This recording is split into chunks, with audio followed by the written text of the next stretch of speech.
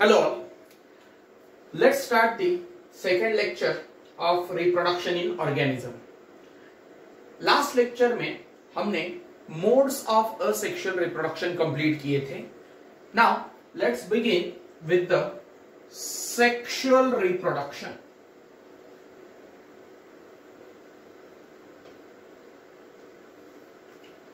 अलगी और फंगस ऐसे ऑर्गेनिजम्स हैं जो सेक्सुअली और असेक्सुअली दोनों तरीकों से रिप्रोड्यूस कर सकते हैं, लेकिन उनमें कॉमनली असेक्सुअल मोड पाया जाता है. They reproduce asexually to increase their count, to increase their number. लेकिन जैसे ही उनके आसपास का एनवायरमेंट एडवर्स होता है, सर्वाइवल के लिए अनफेवरेबल होता है, तब वो सेक्सुअल मोड पे शिफ्ट कर जाते हैं. ऐसा क्यों? इसलिए कि सेक्सुअल रिप्रोडक्शन में जो प्रोजेनी प्रोड्यूस होती है, जो ऑफस्प्रिंग्स, जो बच्चे प्रोड्यूस होते हैं, वो एक दूसरे से भी अलग होते हैं और पेरेंट से भी अलग होते हैं. मतलब क्या? मतलब उनमें होते हैं वेरिएशंस, उनमें आते हैं वेरिएशंस. वेरिएशंस जो अच्छे हैं, अच्छे variations helps in the process of और helps in the survival, and that's how these variations helps in the process of evolution. वो evolution में helpful होते हैं. इसलिए sexual reproduction का direct role है evolution में. asexual reproduction उतना significant, उतना मायने नहीं रखता है. इस दुनिया में जितने भी लिविंग ऑर्गेनिज्म है वो 5 किंगडम में डिवाइडेड है. उसमें फर्स्ट किंगडम है किंगडम मोनेरा, जिसमें प्रोकैरियोटिक ऑर्गेनिजम्स आते हैं जैसे कि बैक्टीरिया, साइनोबैक्टीरिया. दूसरा है प्रोटिस्टा, जिसमें यूनिसेलुलर यूकैरियोट्स आते हैं. ये दोनों किंगडम के जो मेंबर्स है वो जनरली असेक्सुअल रिप्रोडक्शन करते हैं, कॉमनली असेक्सुअल रिप्रोडक्शन करते हैं. बाकी बचे 3 किंगडम्स. उसमें है first is kingdom Plantae. Kingdom Plantae में प्लांट्स आते हैं, सारे प्लांट्स. दूसरा है किंगडम एनिमेलिया, इसमें सारे एनिमल्स आते हैं इंक्लूडिंग ह्यूमन बींग्स. तीसरा है किंगडम फंगाई, इसमें फंगस आते हैं, सारे फंगाई. ये तीनों जो किंगडम है उनके मेंबर्स एक दूसरे से काफी ज्यादा डिफर करते हैं. सिंपल सी बात है, प्लांट और एक जानवर, कोई भी एनिमल एक दूसरे से काफी देखते समझ में आता है कि ये एनिमल एक प्लांट है. तो ये एक दूसरे से डिफर इन मॉर्फोलॉजी. मॉर्फोलॉजी का मतलब होता है एक्सटर्नल अपीयरेंस, बॉडी का appearance. They also differ in anatomy. Anatomy का मतलब होता है इंटरनल स्ट्रक्चर. तो इन तीनों मेंबर किंगडम्स के मेंबर एक दूसरे से मॉर्फोलॉजिकली, एनाटॉमिकली यानी इंटरनल स्ट्रक्चर में भी डिफर करते हैं. They also differ in the habitat and many other aspects. कई सारे एस्पेक्ट्स में वो एक दूसरे से डिफर करते हैं, लेकिन इतने डिफरेंसेस होने के बावजूद भी they show similar pattern. They show similar pattern of sexual reproduction. Sexual reproduction का जो पैटर्न है इन तीनों किंगडम्स के मेंबर में वो काफी हद तक सेम है, सिमिलर है. जो स्टेजेस है, बाकी जो प्रोसेसेस सेक्सुअल रिप्रोडक्शन में इन्वॉल्व है, वो तीनों किंगडम के मेंबर्स में सिमिलर है. ऑर्गेनिज्म किसी भी किंगडम का हो, भले वो प्लांट हो, एनिमल हो या फंगस हो, उसको लाइफ में 3 फेजेस से गुजरना होता है. The phase which starts from the birth. Organism के जन्म के साथ उसकी लाइफ की शुरुआत होती है, और लाइफ की शुरुआत यानी बर्थ से उसमें रिप्रोडक्टिव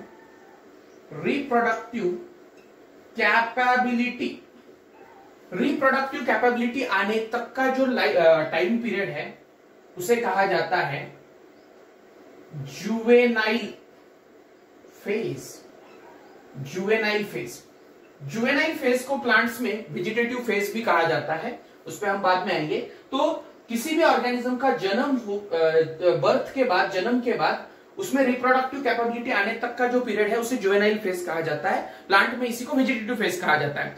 मतलब क्या? मतलब सपोज एक डॉग है, उस डॉग का जन्म होता है, तो जन्म होते ही वो जो छोटा डॉग का पपी है वो रिप्रोड्यूस करने के लिए कैपेबल नहीं है, उसको एक सर्टेन एज तक ग्रो करना पड़ेगा और उसके बाद वो रिप्रोड्यूस करने के लिए कैपेबल होगा। तो ये जो टाइम पीरियड है since from its birth to development of reproductive capability, उस पीरियड को कहा जाता है जुवेनाइल फेज। प्लांट में भी ऐसा ही है। प्लांट का किसी जगह पे आपने सीड डाल दिया जमीन पे, उसमें से प्लांट निकलेगा, प्लांटलेट निकलेगा, वो धीरे धीरे ग्रो करते करते करते एक सर्टेन एज के बाद उसमें फ्लावरिंग की शुरुआत होती है। फ्लावरिंग जो है, flowering is the indication of beginning of reproductive phase. तो वो जो टाइम स्पैन है अप टू दी फ्लावरिंग का, यानी फ्लावरिंग से पहले तक का जो कुछ भी वक्त है, उसे कहा जाता है vegetative phase in plant. Then reproductive phase शुरू होती है, उसके बाद उस ऑर्गेनिज्म धीरे धीरे धीरे धीरे उसका एज बढ़ता जाता है, बढ़ता जाता है। बढ़ती एज के साथ एक पर्टिकुलर उम्र के बाद उस ऑर्गेनिज्म का मेटाबॉलिज्म स्लो होने लगता है, स्लो होने लगता है, और उसी के साथ उसकी रिप्रोडक्शन की एबिलिटी भी कम होते होते होते रुक जाती है, और वो लास्ट फेज होता है लाइफ का जिसे कहा जाता है सेनेसेंस। सेनेसेंस, सेनेसेंस माने ओल्ड एज, एजिंग, बुढ़ापा।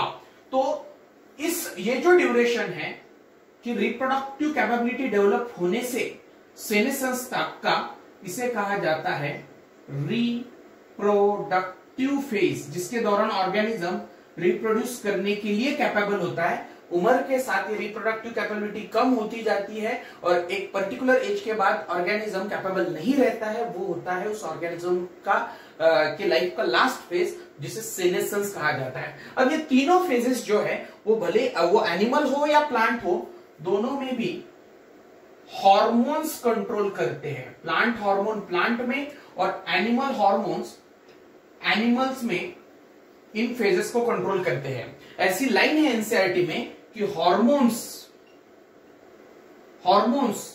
And along with environmental hormones along with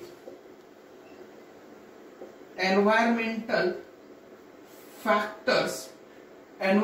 factors के साथ मिलके hormones regulate reproductive processes and behavioral expressions of organisms. Hormones along with environmental factor regulate the reproductive processes in the organism. organism की reproductive process और उन organism का जो behavioral expression या जो behavioral patterns होते हैं, उनको ये हार्मोन रेगुलेट करते हैं। जैसे कि टेस्टोस्टेरोन जो हार्मोन है, उस टेस्टोस्टेरोन की वजह से ऑर्गेनिजम्स एग्रेसिव होते हैं, तो ये बिहेवियर है।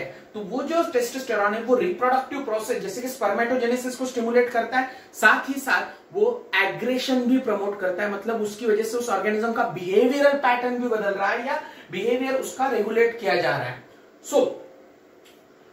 बात करते हैं juvenile phase in the plants की। तो प्लांट्स में जुवेनाइल फेज को कहा जाता है वेजिटेटिव फेज। जुवेनाइल फेज को वेजिटेटिव फेज कहा जाता है। फ्लावरिंग प्लांट्स में बिगिनिंग ऑफ फ्लावर्स की शुरुआत या फ्लावरिंग की शुरुआत is the end of vegetative phase. उसके बाद उसकी रिप्रोडक्टिव फेज शुरू होती है।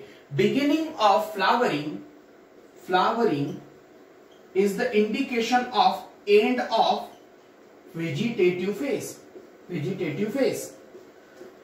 कुछ प्लांट्स के वेजिटेटिव पीरियड्स पूछे गए हैं एनसीईआरटी में, जिसमें पहला है मैरीगोल्ड, राइस है दूसरा, तीसरा है व्हीट। मैरीगोल्ड में वेजिटेटिव फेज का ड्यूरेशन है 2 से 3 महीनों का, 2 to 3 months। राइस और व्हीट दोनों में भी 3 महीने लग जाते हैं फ्लावरिंग के लिए। मतलब वो जो 3 महीने का पीरियड है उस प्लांट के कल्टीवेशन से, वो उसका वेजिटेटिव फेज हुआ। तो इनमें फ्लावरिंग के लिए 3 महीनों का वक्त चाहिए, इसमें 2 से 3 महीनों का लगता है मैरीगोल्ड में। देन मैंगो में 3 से 4 साल लग जाते हैं, 3 से 4 साल। और वहीं पे कोकोनट जो है, कोकोनट में 5 to 7 years का वेजिटेटिव फेज होता है। Then depending on the pattern of flowering, plants जो है वो दो टाइप के हो सकते हैं। एक होता है मोनोकार्पिक प्लांट्स, दूसरा होता है पॉलीकार्पिक प्लांट्स। मोनोकार्पिक जो प्लांट है वो पूरे लाइफ टाइम में एक ही बार फ्लावरिंग करते हैं, सिंगल टाइम, पूरे लाइफ टाइम में उनके डेथ तक सिर्फ एक बार फ्लावरिंग करने वाले प्लांट्स को मोनोकार्पिक कहा जाता है। और जो कई बार फ्लावरिंग करते हैं, रिपीटेडली फ्लावरिंग करने वाले प्लांट्स को पॉलीकार्पिक प्लांट कहा जाता है। अब मोनोकार्पिक प्लांट में कौन से प्लांट्स आते हैं? तो पहला, सारे एनुअल लाइफ साइकिल वाले plants, all the plants with annual life cycle. Annual life cycle माने जो 12 महीनों में, एक साल में पूरा लाइफ साइकिल कंप्लीट कर देते हैं, तीनों फेजेस, उसका जो vegetative phase, reproductive phase, senescence and उसके बाद डेथ।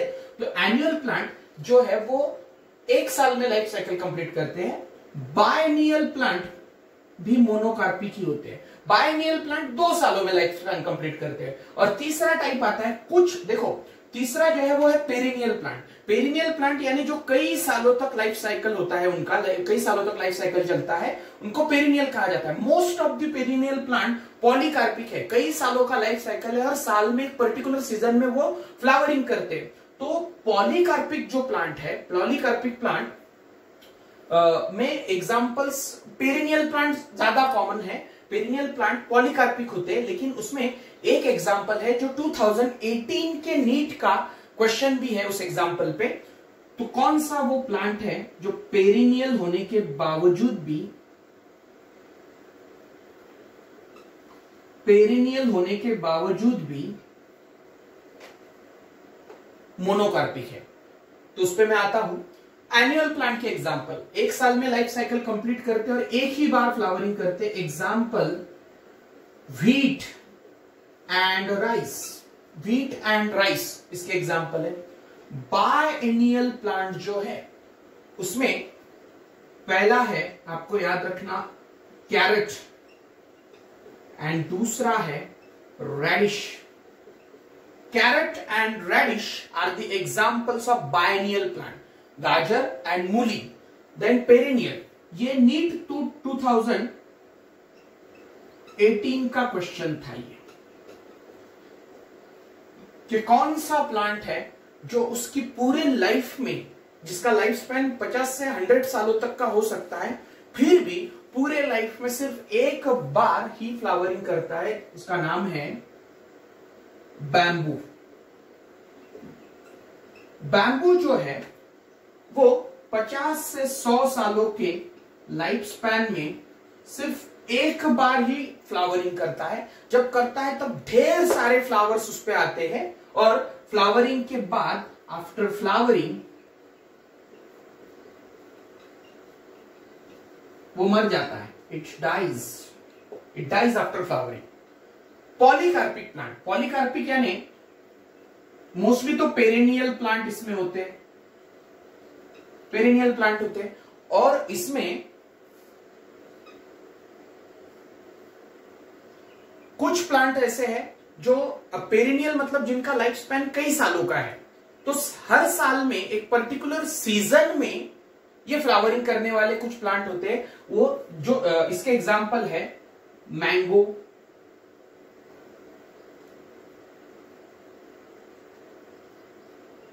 मैंगो,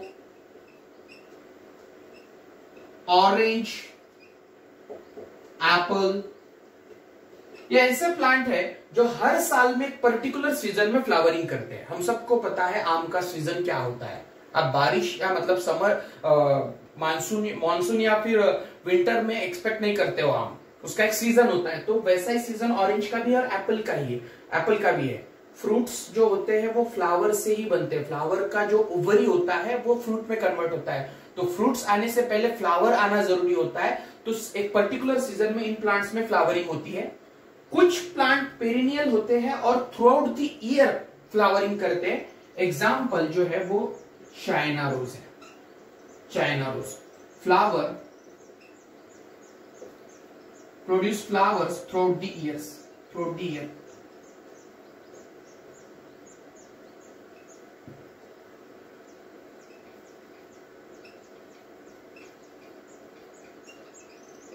पूरे साल वो फ्लावरिंग करते हैं चाइना रोज। स्ट्रॉबिलैंथस कुंथियाना एक ऐसा प्लांट है जिसमें अनयूजुअल पैटर्न ऑफ फ्लावरिंग मिलता है, मतलब वो हर 12 साल के बाद एक बार फ्लावरिंग करता है। लास्ट टाइम एनसीईआरटी के टेक्स्ट बुक के हिसाब से या उसमें जो रिकॉर्डेड ईयर है उसमें सितंबर अक्टूबर ऑफ 2006 में इसकी फ्लावरिंग हुई थी। उस दौरान कर्नाटका, तमिलनाडु एंड केरला के कई सारे हिली ट्रैक्स जो है उसको, उन हिली एरियाज को इन नीले फ्लावर्स ने ऑक्यूपाई कर लिया था। तो उससे कई सारे टूरिस्ट ने इन तीनों स्टेट्स के उन हिली एरियाज को विजिट किया था। अब 2000 हर 12 साल, तो 2006 अगर लास्ट फ्लावरिंग ईयर है तो उस हिसाब से 2018 में फ्लावरिंग होना चाहिए, हुआ भी होगा। लेकिन आपके बुक में अगर 2006 मेंशन है तो आपको लास्ट टाइम फ्लावरिंग का ईयर यही याद रखना है। यहां तक हमने देखा about the plants phases and the concepts about the plant reproduction. What about the animals? Animals जो होते हैं, animals दो टाइप के होते हैं, ओविपैरस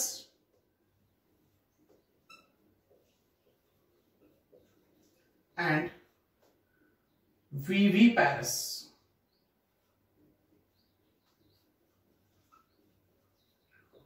ओवी, यहां पे अंडा दिख रहा है आपको, ये जो एग है, ओविपैरस वो ऑर्गेनिज्म होते हैं जिनके बच्चे अंडों से निकलते हैं, मतलब egg laying organisms are the oviparous. कौन आता है इसमें? बर्ड्स होते हैं, इनमें होते हैं बर्ड्स। सेकेंड इज इनमें होते हैं रेप्टाइल्स, जैसे कि एनसीईआरटी में मेंशन स्पेसिफिकली लिजर्ड को किया गया है, लेकिन सारे ही रेप्टाइल जो है वो ओविपैरस होते हैं। देन एम्फीबियंस, पता है सबको, फ्रॉग ही नहीं, सारे ही एम्फीबियंस ओविपैरस होते हैं, मतलब इनके बच्चे अंडों से निकलते, डायरेक्टली बच्चे नहीं निकलते, डायरेक्टली ऑफस्प्रिंग नहीं निकलते मदर की बॉडी से। जिन ऑर्गेनिजम्स में ऑफस्प्रिंग मदर की बॉडी के अंदर डेवलप होता है, एग में नहीं, मदर की बॉडी के अंदर, मतलब at the time of birth directly जहां पे ऑर्गेनिज्म निकले, डायरेक्टली जहां पे वो बच्चा पैदा हो, उसे विविपैरस मोड ऑफ रिप्रोडक्शन कहते हैं। आई की तरफ ध्यान देना है, आई इज फॉर इनसाइड, 2 बार कह रहा है, inside inside inside the body of mother. तो जो डायरेक्टली बेबीज को प्रोड्यूस करते हैं, जन्म देते हैं, ऐसे ऑर्गेनिज्म को विविपैरस कहा जाता है। एग्जाम्पल है इसका सारे ही मैमल्स। तो ये जो मैमल्स होते हैं,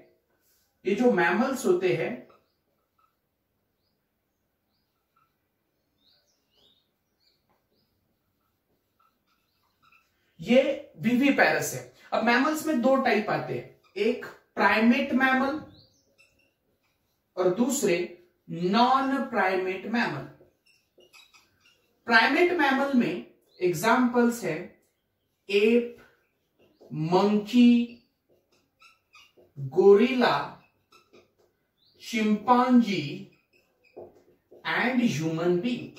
app, monkey, gorilla, chimpanzee and human being primates है, और नॉन प्राइमेट में डॉग, कैट, टाइगर, रैट, ऐसे कई सारे एग्जांपल है। डिफरेंसेस क्या है? प्राइमेट मैमल्स में जो फीमेल्स होते हैं, अब मैमल किसे कहते हैं? मैमल्स यानी वो ऑर्गेनिज्म जो विविपैरस है, डायरेक्टली बेबीज को जन्म देते। इसका एक एग्जांपल भी है, एक्सेप्शन भी है। प्लैटिपस अकेला ऐसा मैमल है जो एग ले करता है, वो विविपैरस नहीं है। एग लेइंग मैमल कौन है? प्लैटिपस। तो बाकी सारे मैमल जो है वो विविपैरस होते हैं उनमें। और मैमल्स किसे कहा जाता है? जिनके कान बाहर है, जिनके बॉडी पर हेयर है, जिनमें फीमेल्स में मैमरी ग्लैंड होते हैं, इन सारे ऑर्गेनिज्म को मैमल कहा जाता है। इनमें प्राइमेट्स में आते हैं app, monkey, gorilla, chimpanzee, human being यानी इंसान, और नॉन प्राइमेट में आते हैं डॉग, कैट, टाइगर, लायन, ये सारे। प्राइमेट और नॉन प्राइमेट मैमल में डिफरेंस क्या है? तो प्राइमेट मैमल में जो फीमेल होते हैं उनमें मेंस्ट्रुअल साइकिल होता है, मेंस्ट्रुअल साइकिल, और नॉन प्राइमेट में इस्ट्रस साइकिल होता है, estrus cycle. Menstrual cycle and estrus cycle, इन दोनों के बारे में ज्यादा डिटेल में हम लोग पढ़ेंगे ह्यूमन रिप्रोडक्शन टॉपिक के लेक्चर में। लेकिन अभी के लिए सिर्फ इतना याद रखना है कि मेंस्ट्रुअल साइकिल जो है उसमें एक ब्लीडिंग फेज आता है, मतलब वहां पे ब्लीडिंग होती है रिप्रोडक्टिव ऑर्गन या रिप्रोडक्टिव स्ट्रक्चर्स के थ्रू। इस्ट्रस साइकिल में ब्लीडिंग नहीं होती है, इस्ट्रस साइकिल में ब्लीडिंग नहीं होती है। इनमें फेजेस भी अलग अलग है, लेकिन इन दोनों साइकिल्स के डिफरेंसेस हम लोग ह्यूमन रिप्रोडक्शन टॉपिक के लेक्चर के वक्त देखेंगे। देन अब ये जो एनिमल्स है, एनिमल्स में और दो सब टाइप्स होते हैं depending on the type of breeding. अगर कोई ऑर्गेनिज्म ईयर में, उस पूरे साल में किसी पर्टिकुलर सीजन में ब्रीड करता है तो उसे सीजनल ब्रीडर कहा जाता है। और अगर कोई organism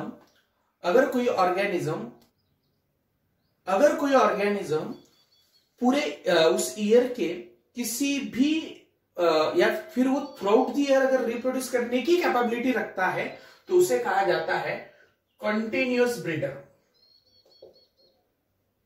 continuous breeder. Seasonal breeder यानी वो होता है जो किसी सीजन में ब्रीड कर सकता है, यानी उसका ब्रीडिंग सीजन रहता है, जैसे कि डॉग। कंटिन्यूअस ब्रीडर यानी जो थ्रूआउट द ईयर कभी भी रिप्रोड्यूस कर सकता है, जैसे कि हनी बी, इसका एग्जाम्पल है डॉग एंड इसका एग्जाम्पल है हनी बी।